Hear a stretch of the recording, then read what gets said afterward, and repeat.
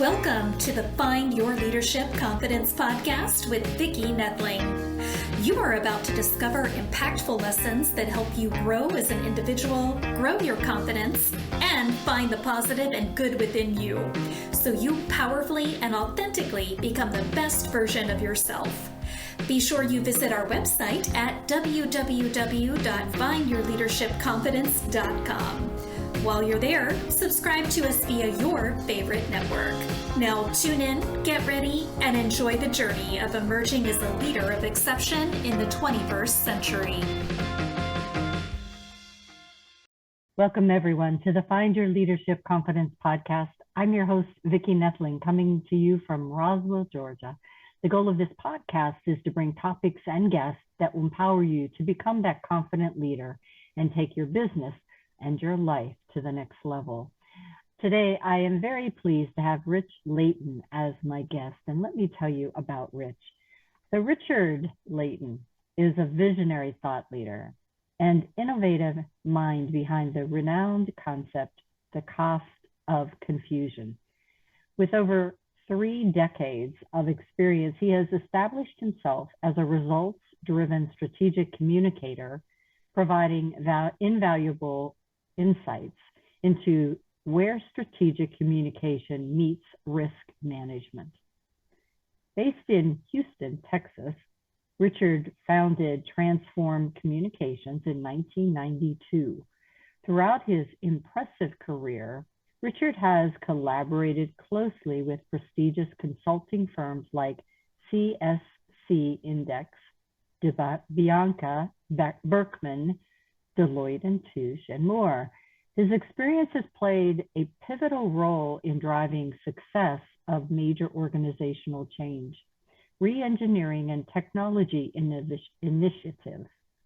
Notable accomplishments include global project management processes, SAP implementation, value supply chain management, e-commerce integration, and other critical efforts for esteemed clients such as BP Amoco, Intel, J. Sainsbury Grocers, Marathon Oil, OxyChem, Textronics, and WebTrends. As a thought leader and strategic communicator, he continues to inspire innovation and empower organizations to navigate complex business technology and marketing challenges. His transformative methodologies have left an indelible mark on the industry, making him a sought-after authority for those seeking for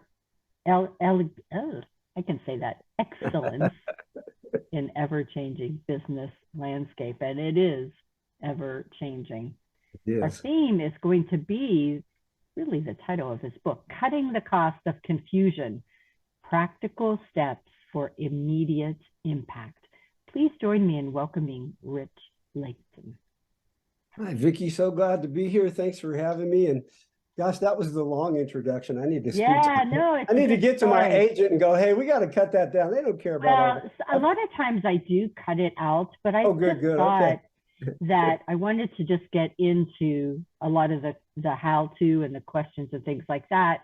And so having that background of who you are really sets the stage. So every so often I will go into a few minutes of an intro when I think it's really a good one that should be there.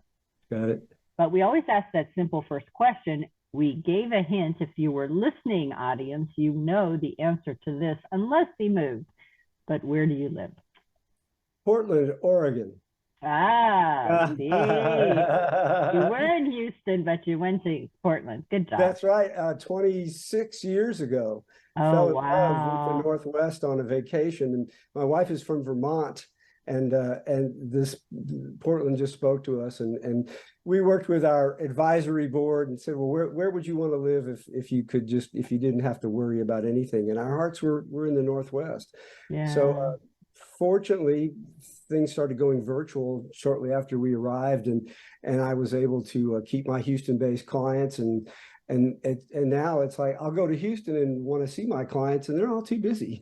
So we sort of lost that in-person connection that we all started, as I'm sure you know too. So yeah, for sure.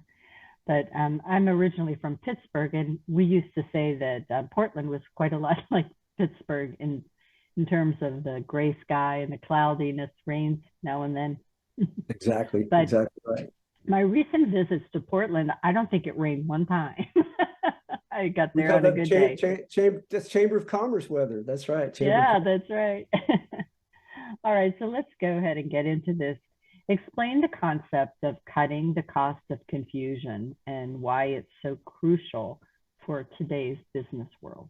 You bet. Vicki, I started my career with a creative degree, communications, radio, TV, and film production.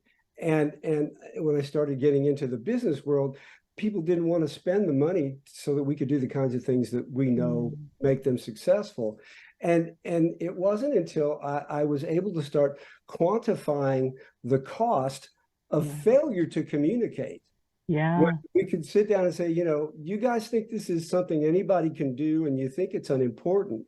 But what happens if people don't buy your new product because the technology is so confusing to them and you don't articulate it well? What happens if your employees don't sign on to this new initiative and to reorganize your business around like an SAP platform? And what if they just keep doing things the same old way? How much does that cost you?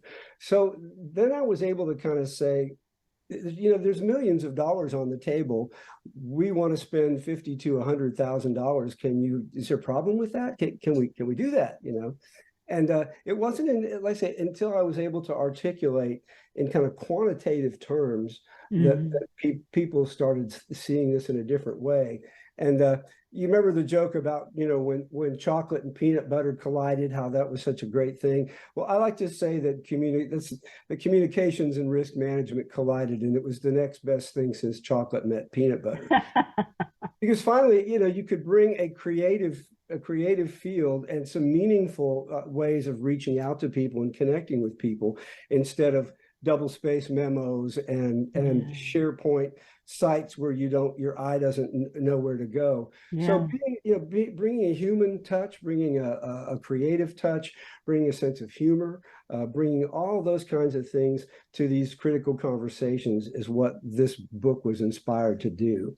And so that was the the cost of confusion was my aha moment when I was, oh my God, there's a cost to confusion. And if I can articulate it, it will make people take me and my consulting practice seriously. And I really thought, Vicki, that somebody else was going to write this book. I started it 20 years ago, and I went, man, somebody else is going to write this book. I'm not feeling compelled to be an author. And I know why now, because taking what you've done second nature for 20 years, when it comes like that and articulating it for everyone else was a long and somewhat laborious process. So that's I felt that the concept of cutting the cost of confusion and the methodology was so, in a way, dead simple that I owed it to the world to be sure it was out there. Since nobody else was going to do it. That makes perfect sense. And I have seen all sides of how that confusion can happen if the message isn't clear. I know one of the things that I talk about to folks are that how people just need to resonate with you. And if you have a product and service, like you say, that you live and breathe, but whenever you try to tell people about it, are you talking in their terms that they would understand, or you just spouting out this information that's perfectly clear to you? Right.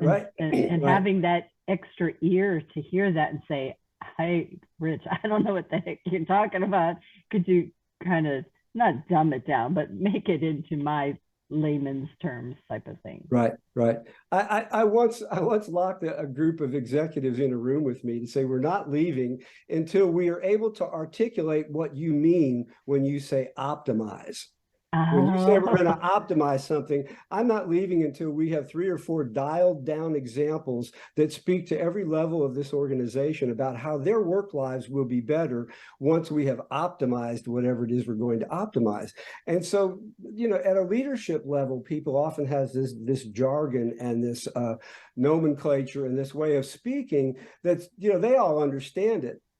But when it's time to start implementing it, there's a big disconnect. I like it from a leadership standpoint. A leader's thinking about, well, I'm the leader and I need to figure out what I need to say. And I'll say, well, you're the leader, but you really want to figure out what it is that your people need to hear and understand. Yes. So when you push that question outside of your own experience, you're starting to get into the meat and potatoes of cutting the cost of confusion. Yeah. I'm sure you had to send out for pizza for that meeting when you locked them in. I think they had sandwiches brought in for that. Yeah. If you got it done in a day, you were doing pretty good, I think. Right. But I think, to speak to leadership, I think it's just that's what's been so important is to have that servant approach to leadership, to have that humility around leadership, that, our job as leaders is to communicate meaningfully, so that, we're really delivering our value to the people we serve. Yeah. That's why, the leadership that I teach is leading with your heart, your head, and your hands, because people are your number one asset. So you've got to be able to understand them, communicate with them, and make sure that, I love that you said that your message is for what they need to hear, not what your voice is. And so often leaders just think, well, I'm the smartest person in this room and everybody's going to just follow everything I say. And that's just generally not the case, unfortunately. Right. Often, one of my clients said to me, he's like repeating something I had said a long time ago. He says, "Why does this company make it so hard for people to give their gifts?" And that really speaks from my heart. Yeah. Because in my career, and I had a lot of blue collar jobs during college, and I would watch guys go up to the bulletin board and scoff and curse and throw things at the bulletin board because they just didn't buy what management was telling them. Yeah. And always kind of remembering those experiences and bringing them into every situation. And what I found is that people in the work world, they want to feel like they're contributing. It's a lot harder to try to look busy than it is to actually be engaged and be busy in what you're doing. And so while there's quiet quitting and there's slackers in every organization, by and large, sometimes it's the organization that's standing in the way of people doing what they do well and doing what they do best. And my book is all about looking at every facet of that issue, whether you're confusing your employees or your customers or your partners or your citizens. We'd be looking at a very different outcome of this pandemic had the CDC communicated in a really powerful and on point way and realized they had to manage the risk of miscommunicating. Yeah. So the book just covers examples across the board, and even into speaking about the when confusion has a deadly impact, and some airplane crashes and some other things that can be traced back to a lack of understanding about some key elements that ended up costing lives. Yeah. So why don't we go ahead and share some of those real life examples where an organization suffered because they had poor communication? Sure. Some funny ones, and if I had to change names and make sure that none of my clients they'll probably recognize themselves, but they can't sue me. A partner brought me into an organization. They typically did industrial projects in the $300,000 range in the United States for their petrochemical business. They purchased a company with projects on 3 continents that were approaching $1 billion a piece, and they got into a completely different field. And so they did not have the expertise to manage these projects. They simply couldn't. They weren't used, the team of people that they had did not have that level of knowledge. So we pulled together this expert knowledge base of processes and tools and places to go download things and ways to methodically tackle the things that people had never done before and didn't have the experience for. So fast forward a year or two after this has all been rolled out, and they do some case studies, or they do some look backs, and they find out some problems. And a senior executive VP comes along in this report and says, we need 8 golden rules for project teams to follow in order to get our projects on track and on budget. And I looked at each one of the problems and each one of the golden rules, and it all pointed back to the original expert knowledge base we had delivered. And we said, so you've added a layer of supervision that's unnecessary, because now you have people trying to meet your golden rules, when if they just did the original things that we had shown them and told them how to do, the golden rules would be unnecessary. So it's like, and then at that point, see, by the way, a golden rule is a rule. If you're going to have 8 of them or 9 of them, which it turned into 9, I said, dude, you might as well add 1 more and call it the 10 Commandments. So we lost that argument. And so there is this whole process, management project process and golden rules. And you're asking people to do an unnecessary amount of work and check and check some boxes off that are completely superfluous to the work that they're doing. And so that's one example. What else would you like to hear? Let's see. So you have some pretty large companies, I would think, but let's just talk about, from the entrepreneurs, that are just starting their business and they don't know what they don't know. And what are some questions or some guidelines, if you will, that they should have when they're trying to create a communication to avoid that confusion? That kind of speaks to some of the work that I've done around branding and having a really, differentiated value proposition. What is it? Often when people start companies, they will say, the things they will say about themselves and what they do are the same things that other people, their competitors, are saying about themselves and what they do. So, hey, we all make great widgets. Oh, we make great widgets. Oh, we make great widgets. Well, how do you differentiate yourself and find the thing that you can say about your widgets that no other widget manufacturer can say about their widgets? Then you've got a unique value proposition. It's differentiated from everyone else, and nobody else can claim. You've put your flag on a hill, and nobody can put their flag on top of your flag. So, and then I think so. That's a first piece, and then that value has to really be attached to what does your customer get when you deliver your value to them. And when we're talking technology and information technology and software stuff, most of the time the marketing team wants to tell you all the things that their technology can do, 25 things. And I come along and I say, wait a minute, what can your customer do with your technology that they couldn't do before? And then those are the things we want to call out. And you might sell one customer on the basis of feature 1, 7, and 10.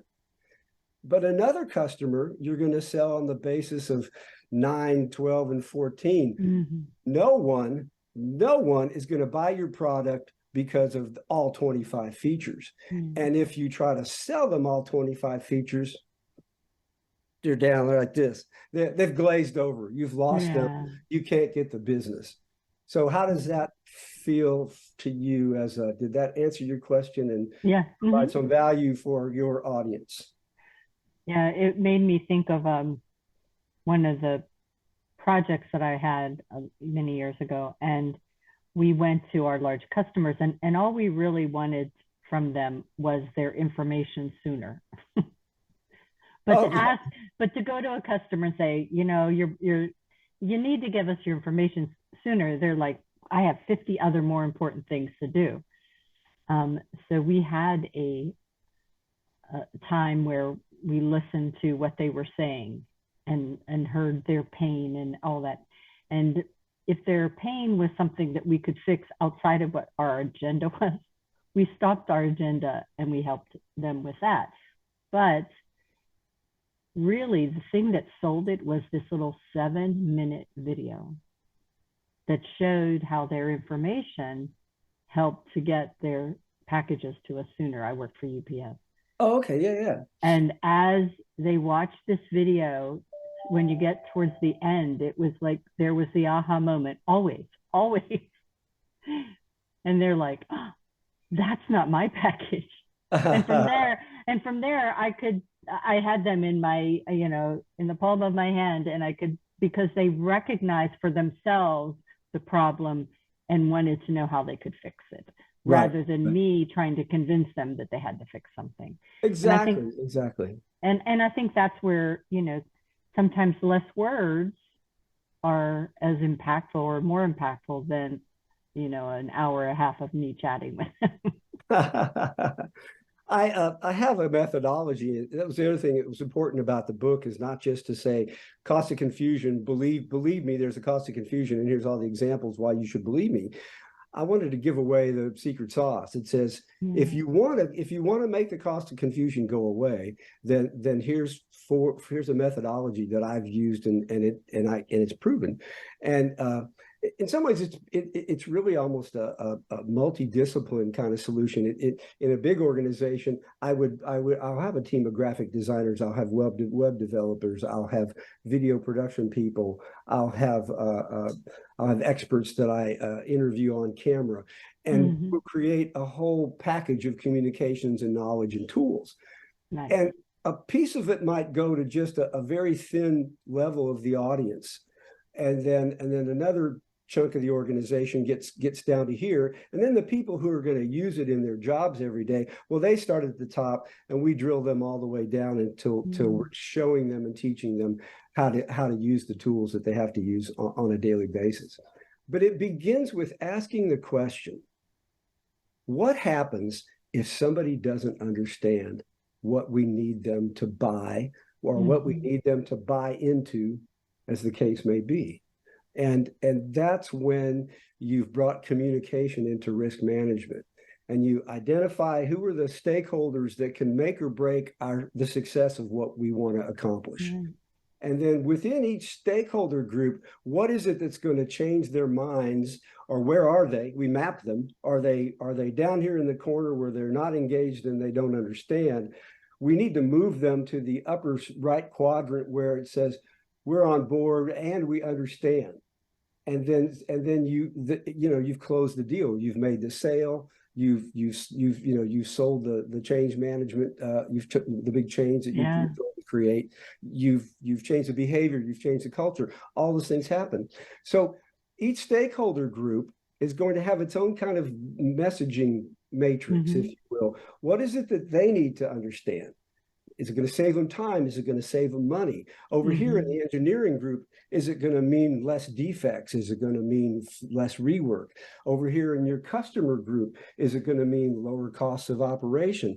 So you look at each stakeholder group, you identify that information that's critical to winning them to your side of whatever it is, and then you build the communications for those specific audiences in the media and at the level of detail that they need. Not too much, not too little. That's kind of the matching piece. And so that implementation, and sometimes we design 200 icons and 30 information graphics that are in a library to be used over and over and over again. Right. We put videos on so that new employees can spend 10 minutes being, onboarded to a new process, instead of somebody taking them aside and going over the same story over and over again, and maybe not consistently from one to another. So there's a whole methodology in the book, in addition to just thinking about the Perfect. cost of confusion. Yeah. And again, from my project management days, that people were so intense, the stakeholders especially, were so intent on, what's the solution, but they forgot about the communication piece. And I love that you talked about the different pain points for each of the stakeholders, because once you identify what that pain point is, then it's easier for you to know where the communication has to go, Right. So sometimes we interview people in different places in the organization, very, no agenda kind of, an agenda, but very, no right answers, no wrong answers, to kind of tease out what's being hung up. And we talked to somebody a couple of weeks ago. He said, it was in the procurement department. He goes, the problem here is that people just don't follow the process. People just don't follow the process. And so it's like, we'd really like to learn more about what that process is. Can you send us, the description of it? And he goes, oh, it's not written down. It's not written down. If it's not written down, it's not a process. It is not a process. The process is, you go talk to Billy Bob over here, and then he tells you what you need to do before you go talk to Jimmy J over here. And it's like, dudes, that is not a process. Yeah. Well, that is very, very true. As from my experience, before I started a project, I did process management. And just as you said, just casually interviewing them to understand what the process is, because a lot of times the process will uncover, if you understand it, things that they didn't even know were broken, or opportunities for them to fix things. So yeah, that conversation is one that's definitely meant to, should always be had. Yeah. And that, some of my clients changed my life in that way, in terms of giving me insight to project management, to where at one point I was teaching graphic services departments and communications departments how to use the same stage gate 5-step process, so they couldn't be bullied by the CEO, or they couldn't be bullied by people. Nothing's worse than than working in a corporation and having somebody who knows nothing about your discipline come down and tell you how to do your job. Yeah. And then complain when they don't get the results that they want. Yeah. So I'm a creative guy who wanted to level the playing field for all my brethren in the creative field, who were told to do it over and over again. It's like, it has to be green. Well, now I can say, well, Mr. CEO, research and all the smartest people that we've talked to in your organization have told us that your customers really want this product to be blue. Now, we'll make it green, but are you sure it should be green, when we're bringing all this data to you that suggests it should be blue? Mm-hmm. Very good. And that happened. Well, I had to change the cover of something because of the university that the CEO went to. And we were using the color of the rival university. So at Georgia, Tennessee, or Georgia. It was, in this case, it was University of Texas and Texas A&M. Oh, okay, very good. So, yeah, I think we were using Texas orange, and our Aggie purple, one or the other. We had to switch it.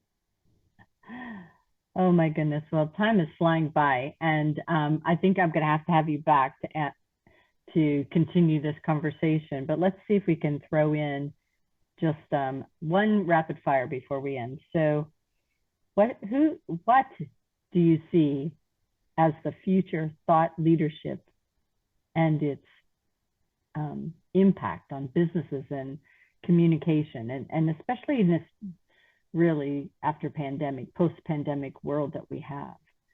To me, communication has to be better, stronger if we're virtual.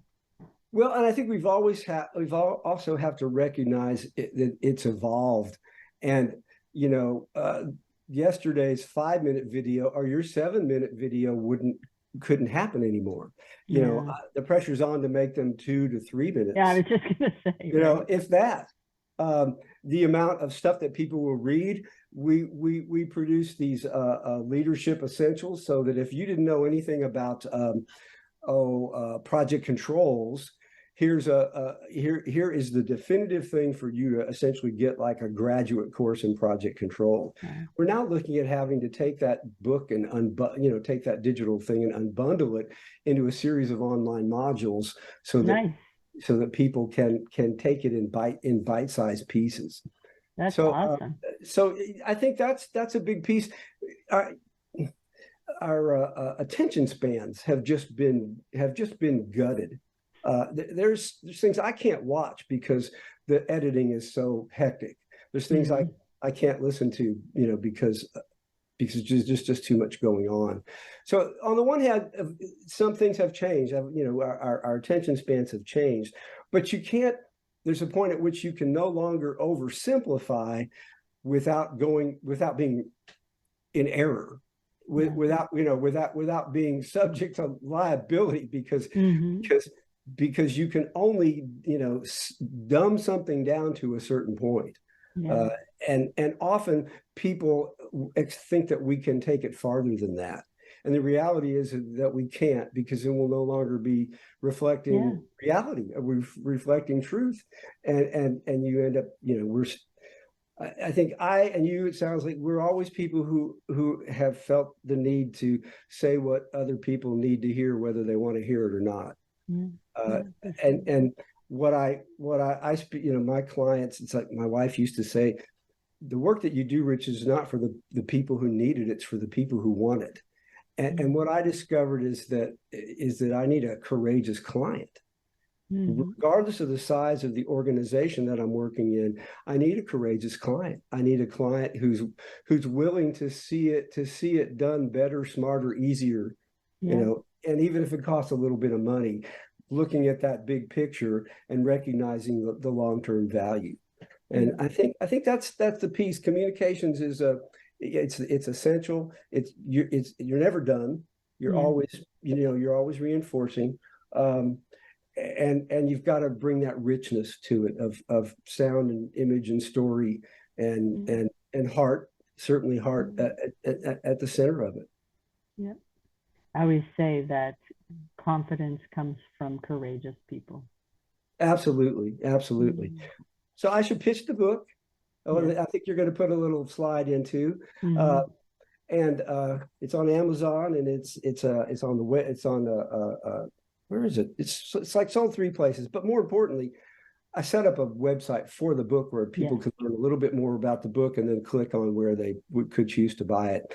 And that website or that URL is costofconfusion.com. Costofconfusion.com, all one word. Learn more about the book. And then there's links out to my website to learn more about Transform Communications and what we do for people. So speaking of which, let us just share the slide that has that information. Okay. All right. So again, if you're just listening in, we'll give you the website information first. So the website is www.transformcom.com. That's transformcom.com. On Facebook, it's Transform.com, and that's with a capital T. LinkedIn, it's transform-communications-consulting. But that's social media stuff. Oh my gosh. I know. But as he mentioned earlier, the website also that he has with all of the information about his books, and I'll let him talk to more about this, is on the slide here, which is transformcom.com/contact. Again, I'll let Rich talk to you about maybe getting in contact with him. So go ahead and tell us about your call to action. Sure. So transformcom.com, that's the new, actually I rebranded last year, the new website, and it introduces all the facets of the work that myself and my team do. And there are examples of, in 4 or 5 different industry sectors. And there's always here's what the problem was, here's the cost, here's what we did, and here's what they saved. Nice. So really, to me, I don't want anybody to work with me, or will we work with anybody if we don't feel like we can make a measurable and big difference. It has to be transformative. That's it. Awesome. And then the book website, costofconfusion.com, was just to let people be acquainted with the book and give you a place to go buy the book, because that's what it's all about. I wrote this book because I feel like what's in it can change the world, and it's not that complicated. And what I don't want to be a million selling book author as much as I want to be a guy that help people pick up this lens of looking at the world through, what's the cost of confusion? Where can I bring clarity? Where can I make a difference? Where can I have an impact? Because I'm a person that can hold that lens up to a situation and bring clarity. Well, Rich, as I said, we probably have a lot more that we could talk about. Definitely want to hear how your project goes to breaking up that book into little snippets to be tools for people to use. So definitely we'll have you back. But as always, I remind everyone that life is a journey and it's up to you to enjoy the ride. This is Vicki Noethling signing off. Thank you for tuning into the Find Your Leadership Confidence podcast with Vicki Noethling, where we share impactful lessons that help you grow as an individual, grow your confidence, and find the positive and good within you so you powerfully and authentically become the best version of yourself. Remember to visit our website at www.findyourleadershipconfidence.com and enjoy even more great episodes like this one. Again, while you're here, subscribe to us via your favorite network. We look forward to seeing you next time on the Find Your Leadership Confidence podcast.